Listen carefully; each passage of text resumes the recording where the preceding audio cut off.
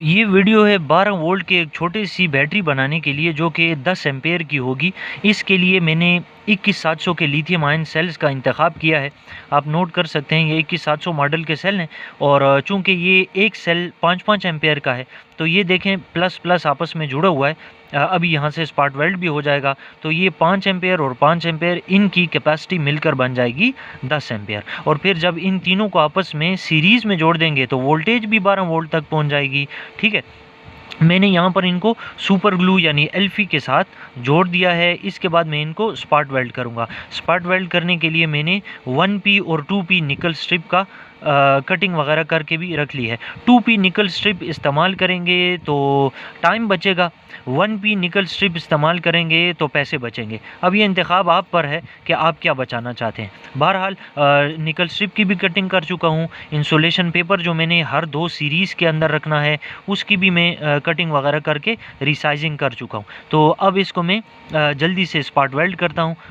तो हमारी निकल स्ट्रिप की तमाम पॉइंट से स्पार्क वेल्डिंग हो चुकी है जिसकी क्वालिटी आपको नज़र आ रही है। इंसुलेशन पेपर मैंने तमाम पॉजिटिव साइड्स पर जहाँ जहाँ लीक होने का, शॉर्ट होने का ख़तरा था वहाँ पर लगा दिया। अब यहाँ पर मैंने एक और मोटा सा इंसुलेशन पेपर लगाया है क्योंकि इस जगह पे अब BMS ने लगना है। देखिए मैंने तरतीब इस तरह से रखी है कि ये 0 वोल्ट है, ये 4 वोल्ट है, यहाँ से यहाँ पहुँच के ये 8 वोल्ट वाला पॉइंट और ये 12 वोल्ट वाला पॉइंट, क्योंकि ये भी सीरीज़ में लगा हुआ है। अगर यही सब कुछ आप BMS में भी देखो तो ये 0, ये देखें 0, ये इसके सामने 4 तो यहाँ पर भी 4, फिर ये 8 वोल्ट है तो ये दोनों चूँकि सीरीज़ में है तो ये भी 8 वोल्ट है और ये भी 8 वोल्ट है, और फिर ये 12 वोल्ट है तो BMS में भी ये 12 वोल्ट है।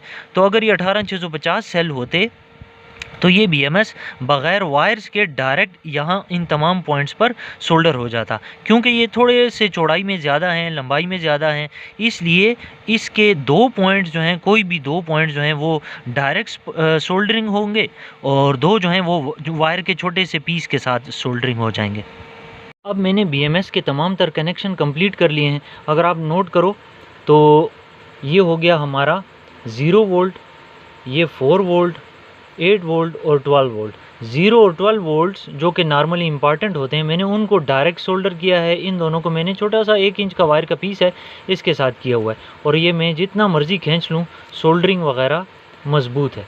ठीक है, ये अपनी जगह से नहीं हिलेगी। और ये आउटपुट वायर्स हैं। चूँकि मैं अक्सर बताता रहता हूँ तो आज भी मैं ये एक दफ़ा रिपीट कर देता हूँ कि ये देखें 2 वायर्स हैं, इनमें से एक छोटी रखी है, एक बड़ी रखी है। बड़ी वाली हमेशा पॉजिटिव होती है, छोटी वाली मेरी हमेशा नेगेटिव होती है। ये 1.5 mm की प्योर कॉपर वायर है। अगर आप भी आउटपुट वायर पर आउटपुट के ऊपर मज़ीद इसके साथ प्योर कॉपर वायर जोड़ेंगे तो ये ज़्यादा अच्छा बैकअप देगी। ठीक है, अब वो मरहला कि जिसमें हम ये चेक करते हैं कि ये BMS ठीक काम कर रहा है कि नहीं, ये अभी चेक हो जाएगा। वोल्ट मीटर मैंने आपके सामने रेडी रखा हुआ है। देखें ये बैटरी का 0 और 12 वोल्ट्स पॉइंट है। इसके ऊपर मैं जो वोल्ट मीटर है इसकी प्रोब्स रख देता हूँ। अभी आपको वोल्टेज नज़र आ जाएगी कि क्या है। तो ये बैटरी की वोल्टेज है 10.3 वोल्ट्स। ठीक है, ये बैटरी की वोल्टेज है, यानी सेल पर मैंने अभी आपको चेक करके बताई है। ये इसके आउटपुट वायर्स हैं। इसके ऊपर अगर मैं रखूँगा तो देखते हैं तब क्या वोल्टेज देता है। 10.3 समथिंग थी, अब आप इसको देख लें 10.3 अब भी दे रहा है। तो जो वोल्टेज बैटरी की हो वही BMS पर आ रही हो तो इसका मतलब है कि ये कनेक्शन भी बिल्कुल ठीक हुए हैं और ये BMS भी ठीक काम कर रहा है। BMS से याद आया कि ये BMS आप अगर यूज़ करेंगे, जैसा कि ये 40 एम्पेयर आपको यूज़ होता हुआ नज़र आ रहा है, तो आपका ऑटो कट ऑफ फंक्शन बड़ा ज़बरदस्त काम करेगा। इसमें एक बैलेंस वर्जन भी मिलता है, एक इन्हांस वर्जन भी मिलता है। आप जो मर्ज़ी लगा लें, लेकिन मेरे नज़दीक ये BMS पास है। और वो जो छोटे छोटे 20 एम्पेयर वाले हैं वो 1 या 2 एम्पेयर तक के लिए तो ठीक हैं, लेकिन इससे ज़्यादा के लिए शायद मुझे अच्छे नहीं लगे। मेरा तजर्बा उनके साथ अच्छा नहीं रहा। अगर किसी का यूज़ हो रहा है तो बड़ी अच्छी बात है। अब आ जाते हैं कि ये तो 10.3 वोल्ट था, ये तो चार्ज नहीं है, इसको चार्ज करना पड़ेगा। तो अब मैं इसको आज की रात तकरीबन फुल चार्ज करूँगा। अच्छा, चार्जिंग से याद आया कि इसके लिए जो चार्जर है वो चूँकि ये 10 एम्पेयर की बैटरी है तो आप इसको ज़्यादा एम्पेयर्स के साथ चार्ज नहीं कर सकते। तो इसके लिए ये दराज के ऊपर easily available pure lithium ion battery का चार्जर है। प्योर लिथियम आयन का मतलब है कि इसके आउटपुट फिक्स वोल्टेज पे सेट हुए हैं जो कि 13 वोल्ट के करीब है, 13.1 13.2 समथिंग, बहरहाल 13 वोल्ट के करीब है और ये इसको बेहतरीन चार्ज करेगा। ये 2 एम्पेयर पर आवर के रेट से चार्ज करेगा। तो ये 10 एम्पेयर की बैटरी है, ये 2 एम्पेयर करंट सप्लाई करता है 1 घंटे में, तो आपकी तकरीबन 5 घंटे में ये 10 एम्पेयर डिवाइडेड बाय 2 एम्पेयर कर दो तो 5 घंटे में आपकी बैटरी तकरीबन 90% से ज़्यादा चार्ज हो चुकी होती है। याद रखिएगा कि 100% चार्जिंग कभी भी नहीं होती, जो ही 90% से ऊपर चार्जिंग पहुंचती है तो ये जो चार्जिंग का प्रोसेस है ना, ये बहुत स्लो हो जाता है और उसकी कट ऑफ करने की तो खैर नौबत ही बड़ी कम आती है।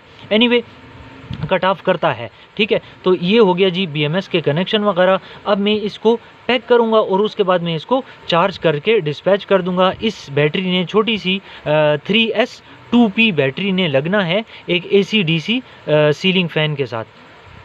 उसको तकरीबन 2.5 से 3 घंटे का बैकअप चाहिए था, तो वैसे तो ये उससे ज़्यादा ही देगी, लेकिन क्योंकि ये 10 एम्पेयर है तो अगर ये 2.5 एम्पेयर का करंट भी लेती है तो 4 घंटे तो इसने फुल चार्ज अगर है तो चलाना ही चलाना है। लेकिन 2 से 3 घंटों का बैकअप का कमिटमेंट मेरा हुआ है। ये गुजरात जाने वाली है और इसको मैं अब फुल चार्ज करूँगा और पैक वैक कर देता हूँ, ठीक है। अच्छा, ये इसके अलावा ये तो एक 21700 मॉडल के सेलों से बनी हुई बैटरी है ना।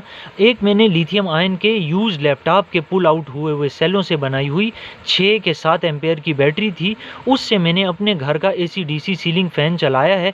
उसने 6 एम्पेयर की बैटरी ने कितना बैकअप दिया है और वो क्या कुछ था, वो वीडियो स्क्रीन पर आपके सामने आ रही होगी। अगर आप चाहें तो वो भी टच करके देख सकते हैं कि उसका बैकअप कितना है। फ़र्क सिर्फ इतना है कि ये 1500 लाइफ साइकिल के साथ सेल हैं। इस बैटरी की लाइफ साइकिल जो है सेल्स की 1500 है, यानी कि तकरीबन 4 साल के करीब तो ये कहीं गई ही नहीं है। और वो जो हैं लैपटॉप पुल्ड आउट वो 500 450 400 लाइफ साइकिल होते हैं, तो तकरीबन 2-2.5 साल वो निकाल ही लेती है। तो लो बजट के लिए वो बेहतर है और ये जो है ये थोड़ा बहुत उससे मामूली सी प्राइस में ज़्यादा होती है। तो फाइनली हमारी लिथियम आयन की बैटरी की पैकिंग भी हो चुकी है और अब ये डिस्पैच होने के लिए रेडी है। मैंने इसको फुल चार्ज भी कर लिया है।